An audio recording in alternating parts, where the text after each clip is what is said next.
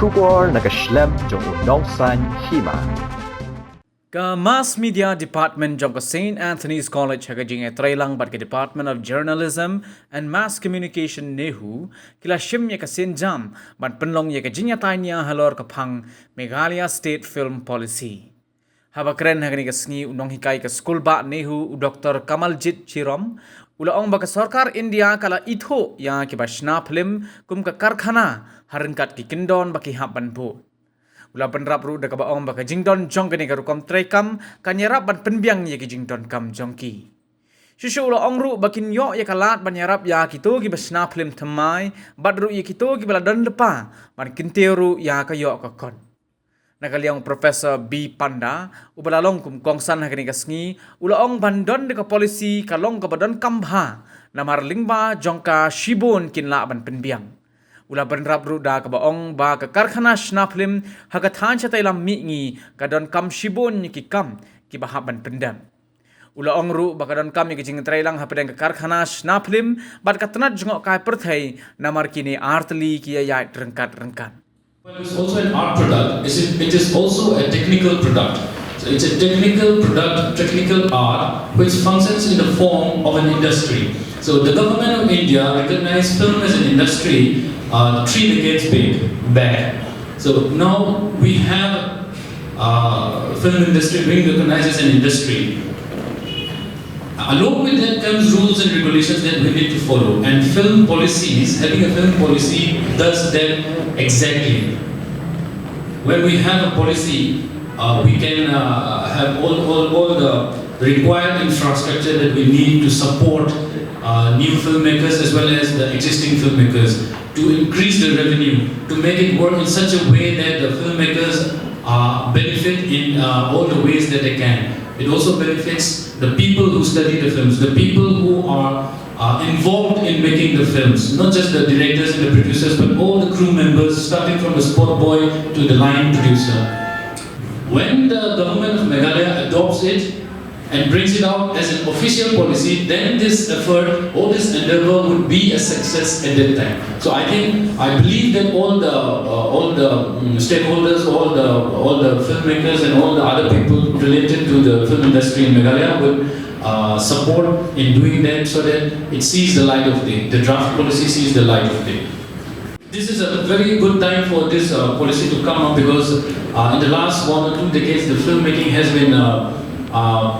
been gaining a lot of momentum in Meghalaya, especially looking at the number of films that are produced, the number of filmmakers, the number of film festivals being organized in the state, and the number of awards that the filmmakers are winning at the national and an international level. So we can just see an example of that with the festival that is going on now. And also, this is very incidental that Meghalaya Filmmakers Association we are also collaborating a little bit in that the first international film festival is being held in Meghalaya in the next week, in the next coming week, starting from the 14th. So these are all very incidental, but very happy that all these are all happening, and I feel that this is the right time that we all come up, discuss about it, come up with a very, very good draft policy which we will submit to the government for them to consider and for it to be officialized. So this is a need of the hour, having a film policy. The summit plans we're planning, and we have invited the key stakeholders such as filmmakers, film technicians, academicians, government officials, film societies and clubs, film critics, journalists, etc. To come together and come up with a draft policy. Why is it so relevant today, so contextual today to have a film policy? To have a policy on any matter of development, be it tourism, be it employment, be it, for example, film. I would say it's an effort to formalize, to codify, formalize whatever informal efforts are underway with respect to concretizing any objective, or for that matter, any kind of an activity. And film production happens to be one of the important activities, I think, these days. Now, I'll just start with a little bit of insight about the broad rationale for having such kind of a policy. The first rationale will be the economic rationale. And as I understand, the Indian film industry is now, in terms of its value, is approximately 183 billion Indian rupees. That's a huge amount in terms of its size, the value size. And when it comes to the Northeast, I think a lot of things I think need to be undertaken.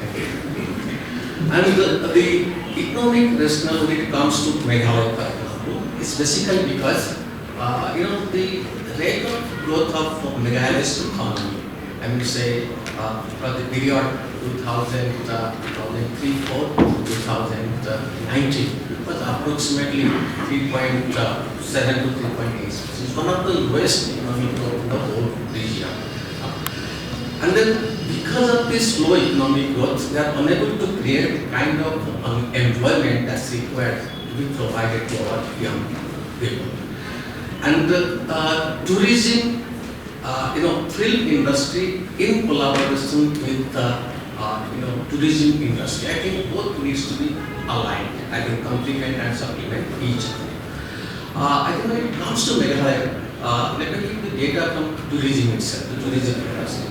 Meghalaya's total population approximately happens to be more than 30 lakhs, whereas in the year 2019, the contribution of tourism, I think in terms of income generation for the whole state was only 20 crores. That is in 2019, before onset of this COVID.